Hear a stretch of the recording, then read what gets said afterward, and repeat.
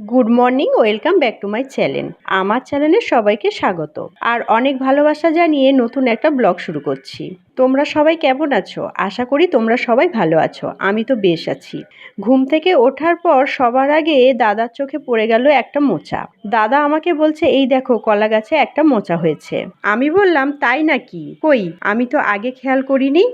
বাড়ির যে কোনো জিনিস আমার চোখে আগে না পড়লেও দাদার চোখে আগেই পড়ে। দাদা বলল, মোচা তো হয়ে গেছে। আমি বললাম, ঠিক আছে, হয়ে গেছে, তাহলে মোচাটা কেটে নাও। দাদা মোচা কেটে ঝাড়তে লাগলো, কারণ কলা গাছে বোলতা থাকে, তাই বোলতা যাতে ঘরের ভেতর না চলে আসে তার জন্য মোচা ঝাড়তে লাগলো। এর আগে তোমাদের দাদা আম পাড়তে গিয়ে অনেক বোলতা কামড়েছিল, সেই জন্য ভয়ে ঝেড়ে নিচ্ছে। আর আমারও খুব ভয় করে বোলতা দেখে। এর আগে আমাদের আয়ুষকেও কামড়েছিল, সে কি চিৎকার!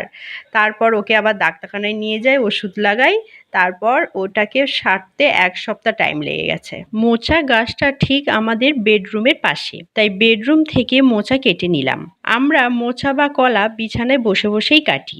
আমার তো জানালায় বসে বসে কলা পাততে বেশ ভালোই লাগে, সুবিধাও। তোমাদের বেডরুমের পাশে কার কার কলা গাছ আছে কমেন্টে জানিও।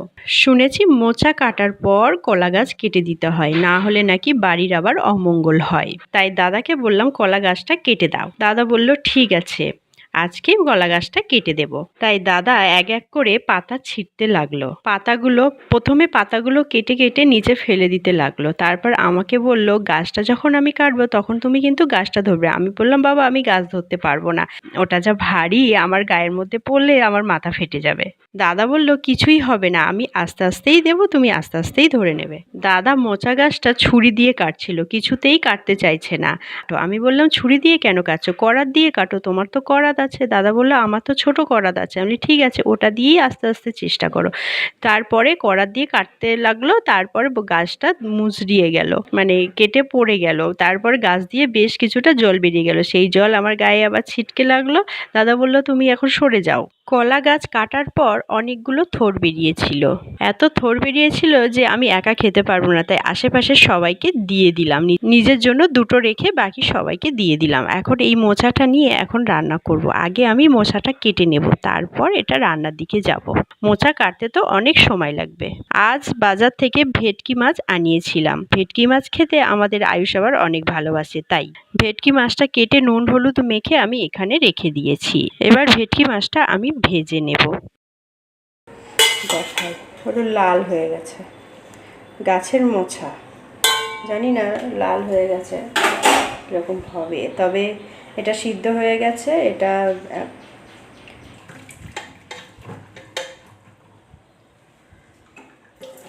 এই যে মোচাটা গাছ থেকে পেড়েছিলাম সেটা কেটে আমি সিদ্ধ করে রেখেছি, ছোলা দিয়ে সিদ্ধ করেছি। আর এখানে চিংড়ি মাছ, এই চিংড়ি মাছ দিয়ে এটা আমি করব। আর এখানে একটু পেঁয়াজ কেটে রেখেছি, এখানে আমি পেঁয়াজ কেটে রেখেছি, পেঁয়াজ দেবো। আজকে বেশি কিছু রান্না করব না, ডাল। আর এখানে একটু মোচা রেখেছি, এটা আমি বড়া বানাবো। আলু রেখেছি, এই আলু দিয়ে আজকের মোচার ঘন্টটা করব। কি সুন্দর অ্যালোভেরা গাছ হয়েছে, তা ভাবছি এখান থেকে একটা পাতা কেটে নেব।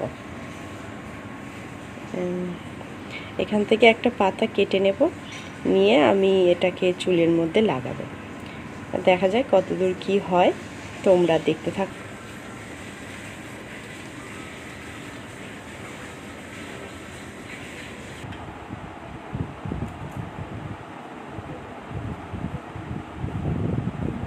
দেখো, এই যে আমি এগুলো নিয়ে বসে পড়েছি। এই যে অ্যালোভেরাটা ধুয়ে নিয়ে এসেছি, 10 মিনিট পরে এলাম।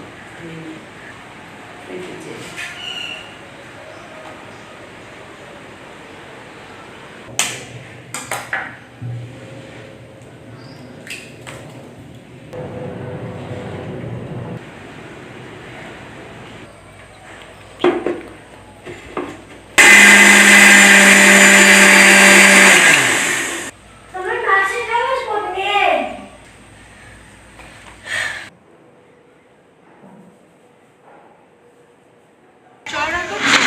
হ্যাঁ,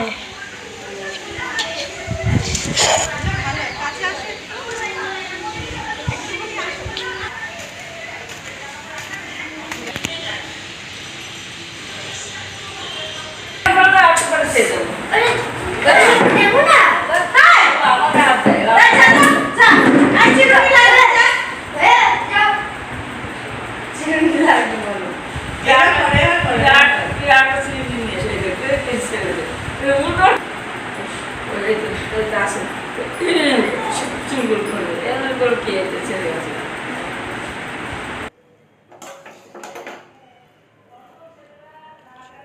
কেমন হয়েছে? ভালো লাগলো, খুব ভালো লাগলো। আমরা এখন খেতে বসে গেছি, খাচ্ছি।